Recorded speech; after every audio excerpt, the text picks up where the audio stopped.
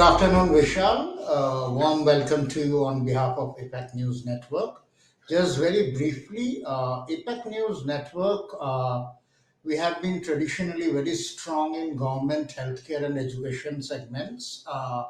And we are headquartered in Noida with offices in Hyderabad and outside India in Singapore, Malaysia, and Dubai. And typically, our strength in government includes, like, even in last 1 year, we are perhaps only B2B media who hosted an event where even the Prime Minister Modi was there. Plus a lot of government secretaries, hospitals, education institutes, universities, colleges. Now we are enhancing the focus also on enterprise and IT and BFSI. The idea is to our traditional strength groups, synergizing and cross leveraging with IT, enterprise, and BFSI, the things. So, what we are looking in the today's discussion is one primarily just take us a little bit through the genesis of Locobuzz. Then we'll talk about the solutions in terms of one, we have a lot of solutions enhancing customer experience in today's, especially when it's an omni-channel media through which people are looking. So, from a Locobuzz perspective, what are going to be your differentiators from some of these solutions? Then we'd like to know about some of the domains where you're working with and what sort of use cases are there. And we'll take up specific areas from there. So maybe the best way to start would be if you can briefly take us through the genesis of Locobuzz. Cool. Good afternoon, Rajneesh, and thank you for having me. Locobuzz started out in 2015 as a platform where we wanted to bring in conversations from social media and use it for analytics and insights. And very soon we realized that though the analytics and insights are very important and can really be strategic and critical for any brand to implement fantastic changes and improvements in customer experience, we also realized that a very important gap exists between enabling a brand to reach out and engage with their customers across different touch points like Facebook, Twitter, Instagram, LinkedIn, WhatsApp, and whatnot. So Locobuzz very quickly evolved into a platform which not only enables brands to understand the conversations around them, around their competition, but also to manage responses, get the workflows and teams involved to manage digital care, has very quick from data to insights capabilities through advanced analytics. And finally, we leverage machine learning and AI in a big way, not limiting us to sentiment analysis and stuff, but also getting into automation. So we help the brands streamline all of these things. From a journey perspective, in terms of customers, we have been very lucky. We started our journey with one of the finest hotel chains in the country, Indian hotels. That's the Taj group of hotels, and they continue to be our customers. And if you pick up their annual report, you will see Taj.live mentioned there, and the advantages it has brought to the organization very transparently mentioned there as well. Over the years, we have been able to expand our footprint in multiple verticals. Because of the nature of business we are in terms of the channels we operate in, BFSI continues to be a very strong segment in terms of volume of customers. Almost every major bank in the country is powered by our technology right now when it comes to customer experience on these platforms. We work with one of the largest telecom companies in the country. We work with new age companies. We work with consumer products company. We work with retail giants. If you look at Indian market, almost every industry vertical leader is currently a customer. And over the last year, we have been starting to expand outside the country.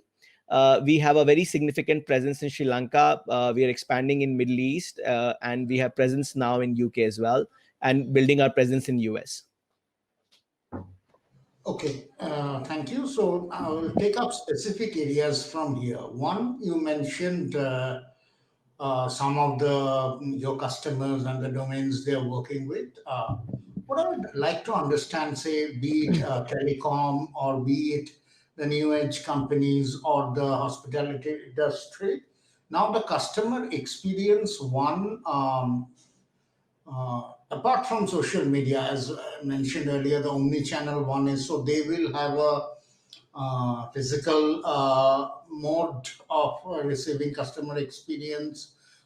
There will be, in addition, maybe through phone, as well as social media. So, and even within social media, as you mentioned, it can be through multiple, Yeah. it can be through tweets, it can be through Facebook, Instagram, maybe in some cases LinkedIn also. And so what happens is, this customer experience, the source of information is Yeah. coming from very disparate sources, Yes. and coming from very disparate sources and unstructured also, rather. So Yeah. now, once you apply the analytics, so what is being done to sort of standardize? Because ultimately, to gain meaningful insights, one is just doing analytics for analytics sake doesn't help No, you. no, not at all.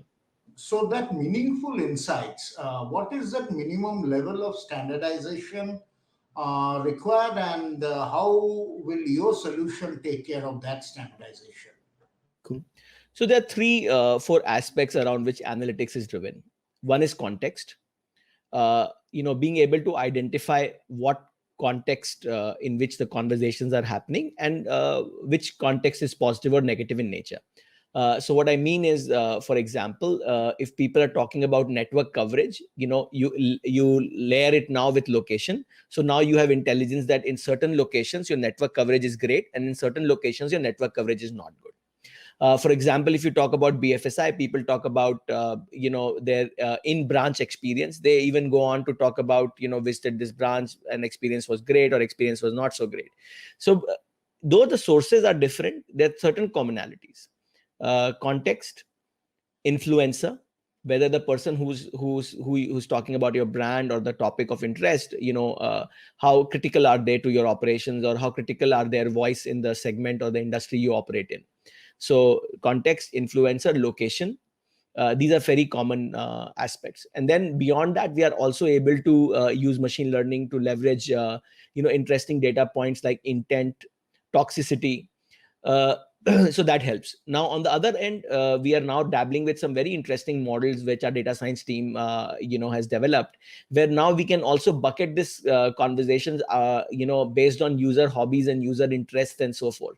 So imagine being able to now tell you that certain professionals or people from this profession have a tenacity towards liking your product vis-a-vis not liking. So these are the kind of analytics we are able to build on this data set. Though it's unstructured, it takes more effort, but because certain things are common, text is common, name of the person, location sometimes you are able to get from certain platforms. So using whatever common parameters we get, we have to sort of work on it. Now it doesn't happen on its own. So suppose I add a new channel, I'll need to make some adjustments to my model to be able to support that effectively. Okay, before I go to the next question, just in addition to here, in typical in a country like India, which multiple languages, Yes. so many of these customer feedbacks will also be so. They will be in vernaculars, and there are so many languages. So again, Yeah. what sort of how will the solution support these multiple languages, and then again that amount of standardization of that language will be required to gain meaningful insights? So language is always a complex problem when you want to do contextual analysis or sentiment analysis. Though our platform is capable of collecting data in every language in this planet Earth, we are limited in terms of what we can analyze for sentiment and intent and so forth.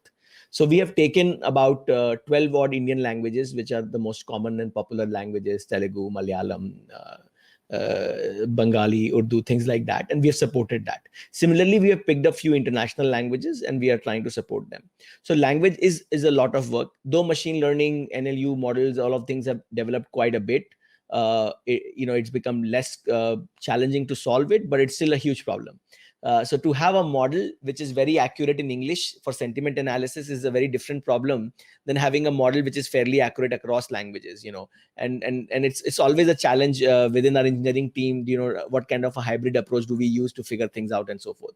But we have zeroed in on certain languages, and we can support certain languages only.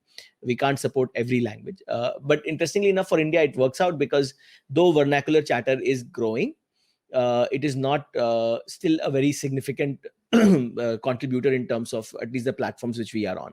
We are also in talks with certain platforms which are new in the country and are very India Hindi bhasha first or the local language first. And as we partner with them, we'll be able to sort of uncover more interesting opportunities there. Okay, and another thing I would like to understand is some of the examples of your customers you had given earlier, and overall domains which for whom customer experience is very important. Let's say, let's take BFSI, let's take retail or hospitality. Now, what have happened in the last 1.5 years during this pandemic, the dynamics of business in a lot of these verticals has shifted. Yeah, Say for BFSI and retail, much of it has moved from physical banking or physical retail to retail or the physical. yeah, So in BFSI, that in-branch banking customer experience perhaps has lesser significance today than the online banking experience. Similarly, retail segments like hospitality, I will say, has suffered badly. You can't have a hospitality online, so that has suffered. So that dynamics, since some of these relations you had with your customers were from the pre-pandemic days, so how during the last 1.5 years, the dynamics of these businesses have shifted, and how has your use cases undergone a change accordingly? so a very interesting question. We value our relationship with these customers a lot more, than a typical transactional approach. When the pandemic hit, a lot of these businesses and certain sectors were very, very badly hit with no clarity on what the future would be like. We really supported them in every way possible. But one thing which has been very common across the board, and one thing I do want to call out the BFSI clients of ours, they are the biggest unsung heroes of this entire pandemic.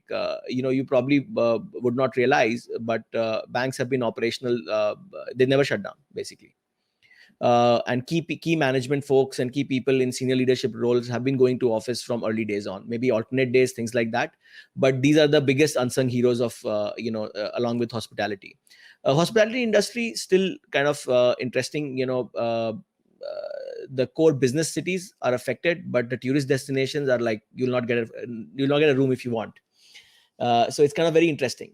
Our use cases, did not change as such, but increased. So where if somebody was getting 100 conversations online, they're getting 120, some are getting 150, some even getting 200. What has happened is because of this whole shift of offline to online, it also has brought out a shift, what we call as voice to non-voice. And people have started preferring non-voice channels a lot more for getting help from the brands they are talking to. So we have seen a very significant rise in the number of conversations, hence the number of queries and complaints which come online. So our use cases, so our existing relationships, if somebody was using 5 user licenses, they may have gone to 7, 8, 10 user licenses, things like that. So use cases have been pretty much similar. For certain businesses which were completely offline have gone online, for them the queries and stuff like were very new, but generally there has been like increase in the usage only. Got it.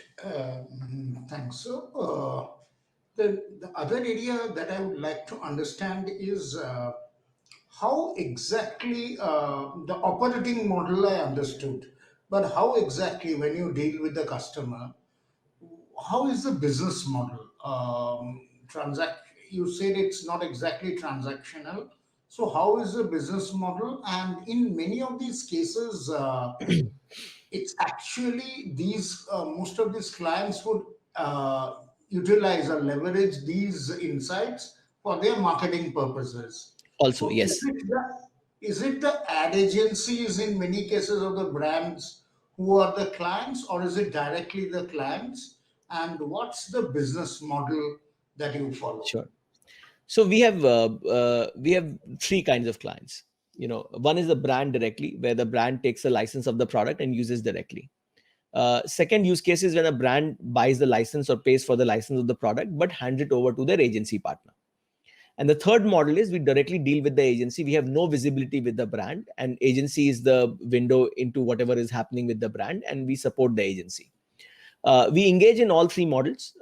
We normally find more success in option one and option two, where visibility with the brand and tech is there, because it always enables more interesting discussions and whatnot.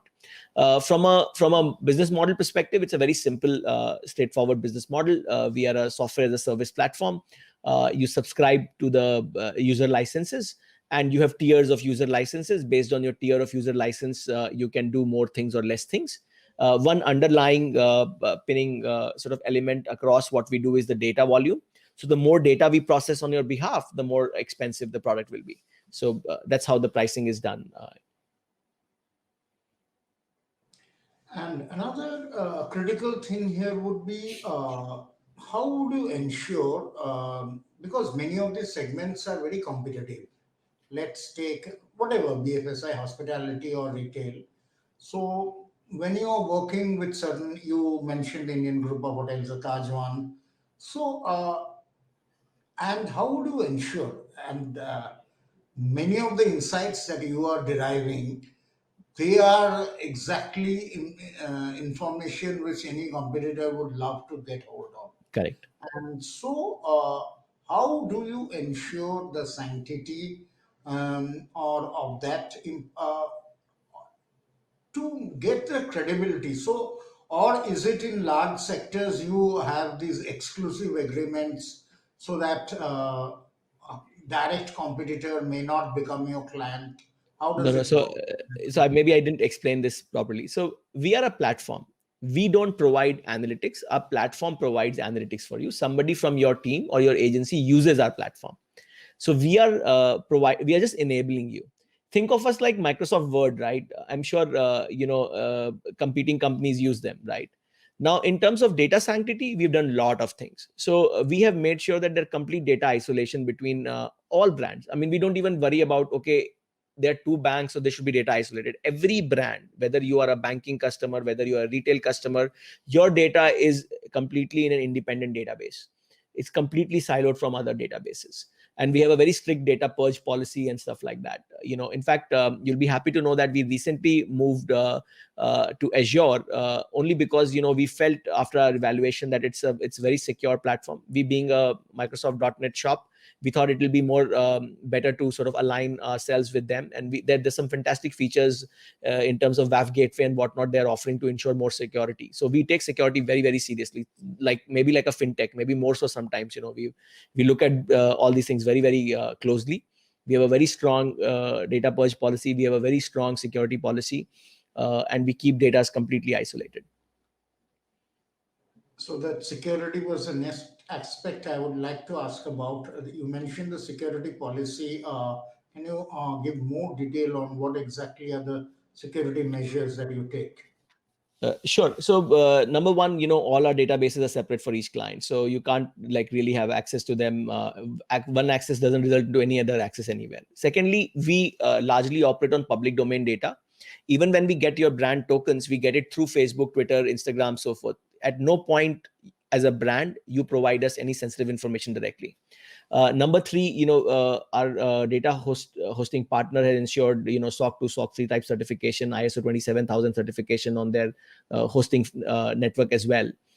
Finally, we also enforce password update policies and whatnot as a measure. Not one person can access our databases. Important information is all encrypted. We have two-factor authentication on our application also for people to access the application. So all of these measures really enable us to provide a very secure access to customer data to that customer only. Okay. And another thing is, what I'd like to understand is, earlier I mentioned there are certain other players, again in the similar area, who are using the social media data. So what would you count as from the Locobuzz perspective, two or three of your key differentiators, which sort of attracts a client to your platform vis-a-vis other competitors? Cool. So we have two sets of competitors. We have copy me competitors and we have real competitors. So I've always worried more about the real competitors and not copy me competitors, because we're usually 6 months to 9 months ahead. The only thing they sort of play around is pricing. So we always advise the brands that there's always somebody ready to do it cheaper. Uh, what really defines us, we have always been a category thought leader in the space. So like Digital Command Center, we were the first company to bring it out in India. Being able to integrate chatbots into what we are doing, we were the first company in the country to do so. We have always believed in unified platform. Ours the only platform which brings in analytics, brings in ORM capabilities, brings in automation very seamlessly all together in a single platform. We also have a very interesting mechanism through which we are able to also enable CRM integrations and augmentation around those things. We have successfully done a lot of work around that, which sort of sets us apart. We are the only platform, I believe, which has proven its scale time and again. For a couple of clients, we process more than 1 million data points on a single day. Just to give you perspective, all our core banks in India put together do a chatter of not even 1 million in a month. So that kind of scale we have achieved, which really sets us apart. Apart from that, there are a series of innovative features which we have. Like currently, we are working on another innovative industry-first solution where we'll help consumers identify phishing links in SMS by just looking at the SMS screenshot and helping the brands identify people who are trying to scam their consumers. So these kind of leveraging on machine learning has always set us apart. We are I think the only company in the country which is spending a lot on machine learning and data science capabilities to enable auto suggest, to enable auto response, to delve further into advanced analytics, which is going to be a game changer. Imagine being able to flip millions of data points within seconds and look at attributes which were hidden from you earlier. So instead of looking at this Twitter handle with so many followers is saying negative, you'll be able to say a person of this profession from this city is saying negative, and you can slice and dice the data, flip the axes and whatnot. So we are working on that product, which will be released probably in a month or two. So lots of innovation around machine learning and data science also, which sets us apart from the competition. That's interesting to know. Can you tell a little more detail about the digital command center that you mentioned, Sure. and also on this help with the phishing part, because that's very relevant. Many of these feedbacks.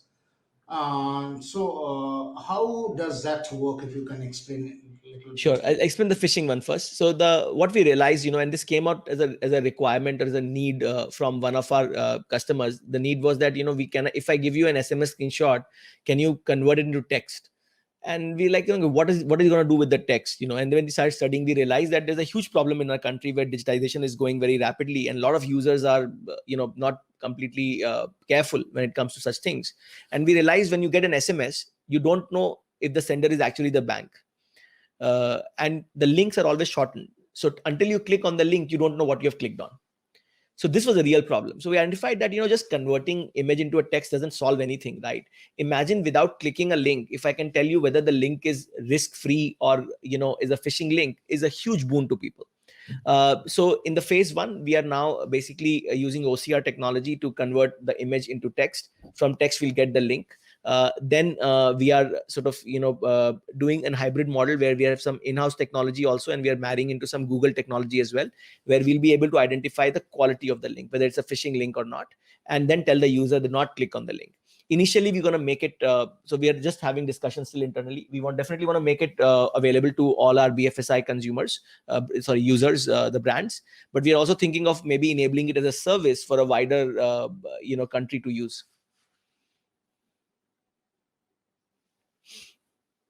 Other part was a digital command center. Yeah. So about 5 years, 4.5 years back, we thought that it will be so important to create a real-time representation of what's happening. What we did was we created a mechanism using Microsoft technology where there's no refresh of any kind required.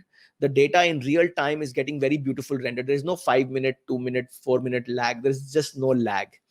And you can now see screens which represent different concepts when you talk about listening.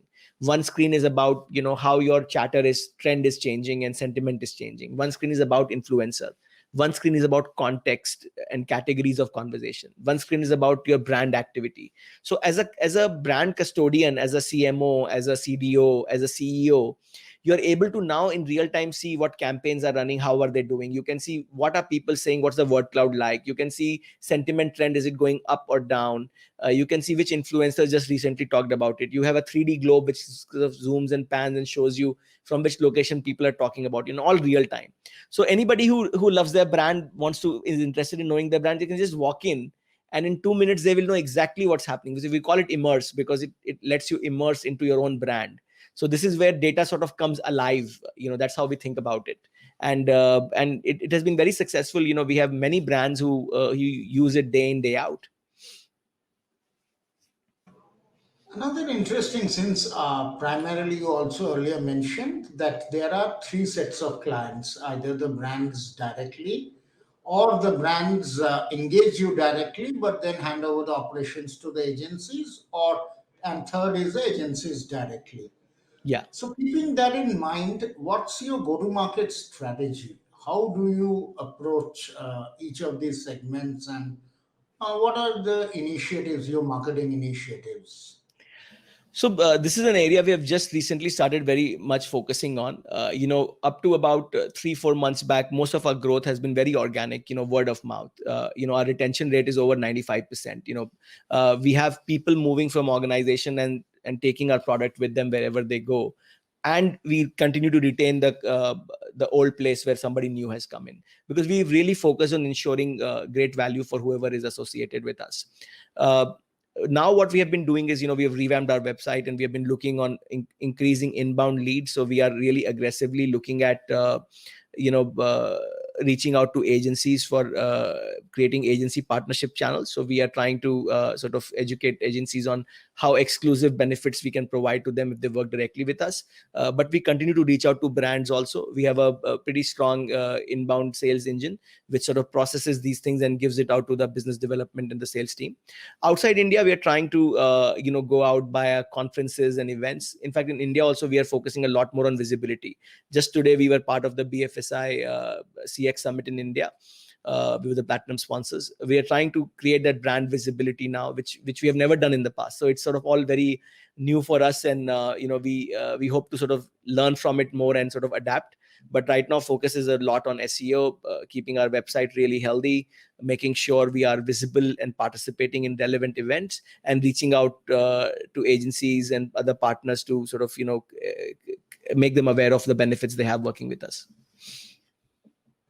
And for these client engagements from the client side, is it the CMO or the marketing professional who is interacting with you, or is it still the CIO? Or now many organizations have a CDO kind of role, a digital officer comes in. So who exactly from the brand side engages with you? So mostly CMOs engage. In certain areas, we have seen the chief digital officers engage as well. In very large organizations where the roles are very clearly differentiated, and we have a chief customer experience officer also, we see those engagements as well. But largely in Indian context, if I say, it's usually the budget comes out of the marketing guys. So it's usually the CMO taking the final call. Okay, and another area I'd like to explore is the government services. See, government gives to citizens, offers many of the services, and from where I'm sure citizen as customers have a lot of experience to deliver. However, unfortunately, between the center and states, I'm not very sure how much government takes care of that customer experience. So, but surely what you are doing, there is a huge scope there. And by sheer volume, any government citizen services, the number of customers. So, do you have any role to play there, or are there plans to get there in the near future? So I always get very excited about what you just said, right? It's for any smart city, right? How can you be a smart city if you're not smartly listening to your own citizens? So I get very emotional about it, because I'm like a really proud Indian, and I feel that Indian government can change its perception and experience for its citizens greatly by enabling these kind of technologies. But the ground realities remain the same. Working with government is challenging. I mean, no matter what you hear on media. That said, we are trying very hard. We never give up. I mean, that's what an entrepreneur is for. But I truly believe that there's a huge potential working with government in enabling smart cities. Imagine every city having a command center. So that's the scale which is possible, right? So we remain hopeful. We in fact are in a couple of pitches with one very large state government. In a month or 2 months, I'll come to know, hopefully, and I'll let you know, how that goes. But yeah, we have a very significant role to play. Imagine crisis like COVID, right? There was so much void of information. People were not able to find reliable sources. Reliable sources were not talking. Whoever was talking, you would believe, right? You go and tweet, can I go to a government office hospital? Somebody says government hospital are shit, don't go, you will not go. But imagine if there was a voice of reason. Imagine if there was a support line. Imagine if somebody was guiding you and telling you what to do, what not to do. There would be so much less confusion. There'll be so much more clarity, cooperation, and help. And you could have possibly saved many lives. And so many lives were saved also. Our COVID care solution, which we developed, was on the same lines, connecting people who needed beds and oxygen by providing and connecting them automatically with people who had the supplies and were ready to help you. So government could have enabled all of these things, right? There's a limitless potential working with government in these things.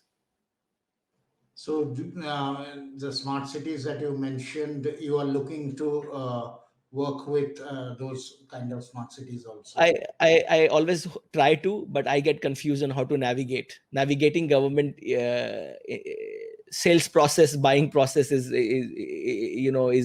not a straight man's job. Sometimes I feel. Sure. And lastly, we'd conclude with going ahead, looking ahead for the next few quarters.